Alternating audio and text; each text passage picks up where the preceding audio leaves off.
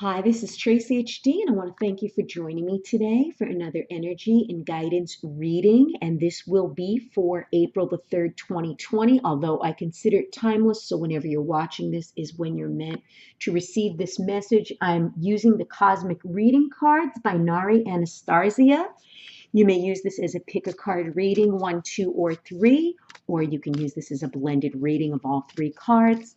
As I shuffle the deck, I'm asking all light beings, angels, and God, please relay the message I need to share with my viewers for the highest good of all. And card number one, I will take the top card. Card two, I will take a card from the center, and card three will be the bottom card. And card number one will be card 16, Hope. Okay, card 16, which is Hope. And I could just meditate on that beautiful, beautiful picture, that yellow sun or moon or whatever it is just such a cheerful and bright energy. And this is what we need. We need hope. We should never give up. No matter how dark and bleak and sad and dreary things may seem right now, the sun's going to come out again. We're going to get through whatever it is we're going through in our lives right now. Feeling overwhelmed, disconnected, afraid, and defeated are a few of the symptoms you could experience when passing through an emotional storm. I mean, how perfect and synchronized is this for what our world is going through? All is not as it seems. The passing storm will uncover suppressed emotional energy that is in need of clearing and balancing. As challenging as it may seem, see the passing gray clouds as an opportunity to grow, learn, heal, and transform limiting behavioral patterns and belief.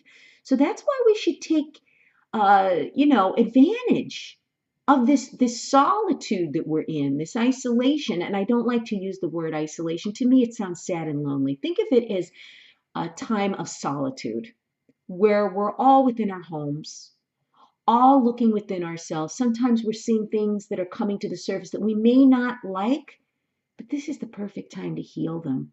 The perfect time to sit with it, accept it, forgive it, and to move on.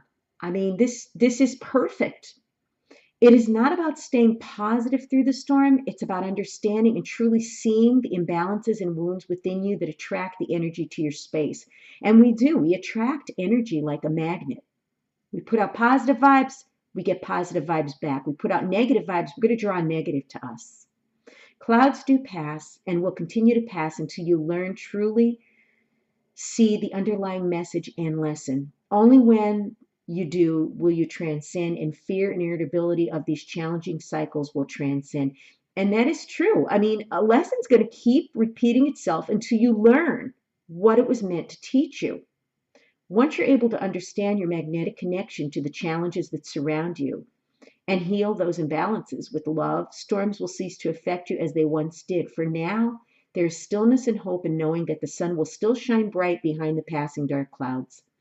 It is then through the renewed clarity, inner knowing, and strength that you will be able to manifest a life of choice. For no more will you see the passing storms as a destructive force to be reckoned with, but rather an opportunity to evolve to higher states of consciousness understanding. It is through this act alone that you are reborn to a world of wondrous manifestations and fulfilled dreams. And it's so true. Instead of seeing yourself as the victim and things are being done to you, look at these challenges and situations, as opportunities for you to learn.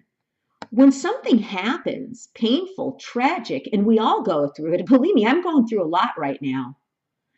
Look at the situation and ask yourself, what is this trying to teach me? What am I supposed to learn here? Be open. Be open, embrace it, and know that the storm is going to pass. And then the next card is card 26. And this is Sacred Journey. And I love the different colors of this card. This is just amazing. Amazing.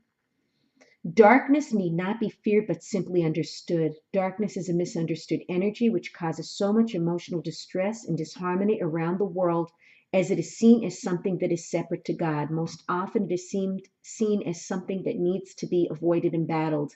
Darkness too serves its purpose. Through darkness, we come to see the light that is in us.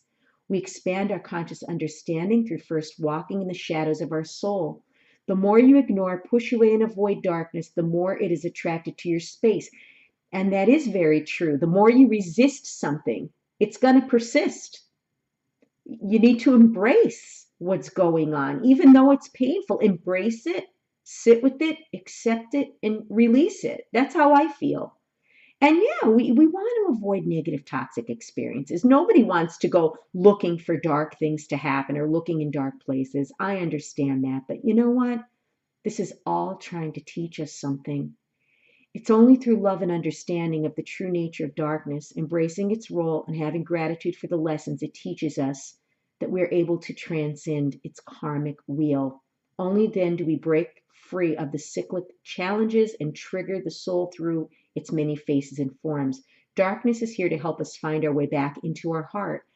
We are all one, good, evil, dark, light, and many other labels mankind has used to separate this energy that is one. Do not fear the shadows within or outside you, but simply observe the dance of life that is occurring all around you. See the lessons that unfold from the dark periods in your life. Understand their meaning and purpose. When you can transcend the illusion of separateness and judgment of all that is seen as dark, you transcend the illusion of suffering. The more you walk this journey with understanding and clarity, the more at peace you are with the world. You are then ready to enter realms of higher consciousness and increased light. And that is so true. If we keep running away from the painful experiences and we keep running away from the dark things that are happening, we're not going to learn the lesson, and it's just going to keep repeating itself.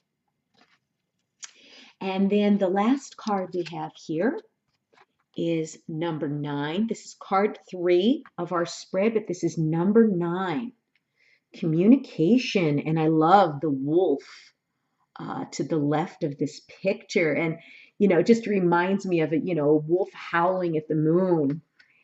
And this card has been revealed to you today to acknowledge the voice inside you that wishes to be heard and acknowledged. One of the biggest lessons we can learn in this lifetime is effective communication. Communication that's clear and that does not assume the others can read our minds. Working both ways, the art of listening also involves being patient and open to the ideas of others. At times you don't feel as though you're being truly listened to. This can cause frustration, agitation, and stagnant whirlpool of energy to build within you. This frustration can sometimes cause you to be indirect, insensitive, and snappy. This energy of frustration and insensitivity then gets passed back to the ones who did not effectively listen the first time round and is usually received as a personal attack. This energy only encourages them to continue not to listen and even more resistant and defiant. This cycle of energy being thrown back and forth continues and becomes more vicious, intolerable, and heartbreaking. Most often, either or both parties will search elsewhere for an emphatic ear to simply listen. It is time to take the reins and break free from your energetic emotional mind games. Communicate truthfully about how you feel and express calmly with love what needs to be said. Give the other party an opportunity to also express their feelings truthfully and allow them to speak freely without interruption or resistance. The more you practice this art of listening with love, the more you find others eager to hear what you have to say. You will then go from a place of not being heard to a place of being heard by many. And it's so true. The most important thing is to communicate calmly, you know.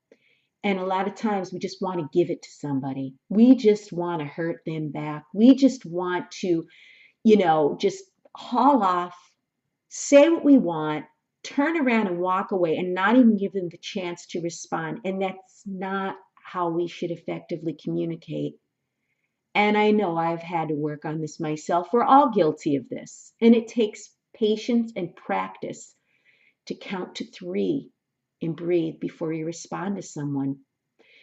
When we use specific words, like if we say, well, you did this and you didn't do that, it automatically puts the other person on the defensive. It's like pointing the finger at them. So we want to be careful of what words we use. We want to be careful of the tone of our voice, the loudness of our voice, our body language. This is something that needs to be practiced. It's, easier said than done. Like I said, I know myself, I've been there many times before where I just wanted to get off my chest what I wanted to say, vent, tell them off, and walk away. And guess what? You might have felt okay when you were venting, but what did it accomplish? It really didn't accomplish anything. And maybe if softer words were spoken or you were at least peaceful, there could have been maybe some kind of a conclusion or some kind of a resolution that could have come of whatever disagreement you were having. And it could have been concluded during that conversation, but you don't know when you don't allow mutual, give and take in a conversation. So no matter how worn out you are, riled up, no matter how badly somebody treated you, give them the opportunity to speak. Respond to them kindly. Try not to react. Try not to allow your emotions to take over. And the communication will just be more effective. Wow, what a powerful reading today again. If you've enjoyed this reading, please give it a thumbs up, like it, share it, and above